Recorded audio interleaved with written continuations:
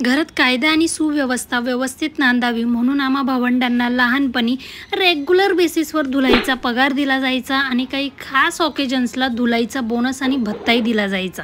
त्यातल्या त्यात मी मोठी असल्याने मला मार मिळाल्यावर दोघं आपोआपच नीट वागायचे। तर असंच एकदा शाळेतल्या सांस्कृतिक कार्यक्रमात कोळी नृत्यामध्ये मी भाग घेतलेला होता आणि त्याच्या सरावाचा पहिलाच दिवस होता। तर आई दुपारी झोपलेली असताना मी आईला सांगितलं की आई मी वाघ मॅडमकडे प्रॅक्टिससाठी जाऊ का? तर आईने झोपेतच मला हो सांगितलं आणि त्यानंतर मी निघून गेली।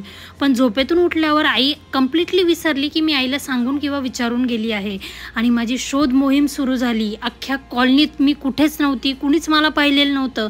गावात मामा मावशांनाही फोन करून झाले, मी कुठेही नव्हती। आणि वाईट योगायोग असा ना, शाळेतल्या त्याच मैत्रिणींकडे आई गेली ज्यांनी या कार्यक्रमात भाग घेतलेला नव्हता आणि ज्यांना अजिबात कल्पना नव्हती की आज अशी काही प्रॅक्टिस कुठे आहे। तर आई अत्यंत चिंताग्रस्त झाली होती, वैतागली होती आणि आईचा पारा अत्यंत चढलेला होता आणि मी बापडे आपली तिकडून प्रॅक्टिस संपून नाचत डोलत डोलतय वाऱ्यावर बाई करत करत घरी आली। पण आधी लात मग बाद असा आईचा नियम होता, म्हणून मी घरी येताच बरोबर मला फटाक करून एक पडली।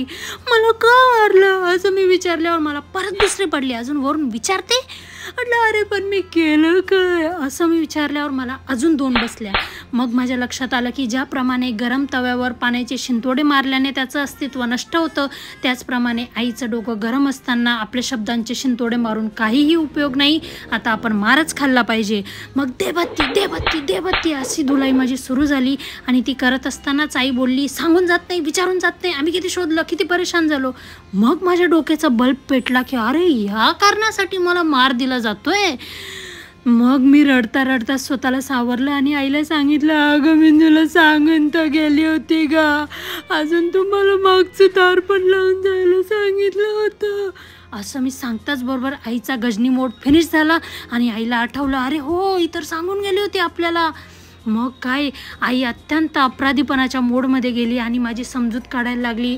अगं माझी गुणाची बाई, माझी ताऊ, माझी बाई, शेजारच्या मावशी येऊन बोलू लागल्या की तिघी भावंडांमध्ये हीच तुमची पोरगी समजूतदार आहे, हीच आहे गुणाची बाई।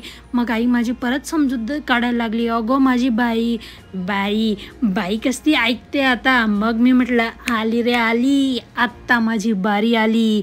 आणि मग त्यानंतर मी जो ड्रामा केला ना, हा हा हा हा विचारूच नका।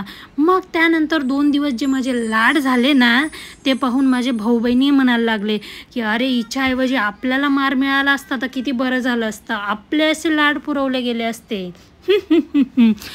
तर अशी ही माझ्या धुलाईची 60 उत्तरांची कहाणी, 5 उत्तरी सुफळ संपूर्ण। तुम्ही तुमच्या लहानपणी काही कारण नसताना उगाचच मार खाल्लेला असेल आईचा, तर तो कोणत्या कारणासाठी खाल्लेला आहे तर मला कमेंट करून नक्की कळवा आणि व्हिडिओ आवडला असल्यास लाईक शेअर आणि सबस्क्राईब नक्की करा।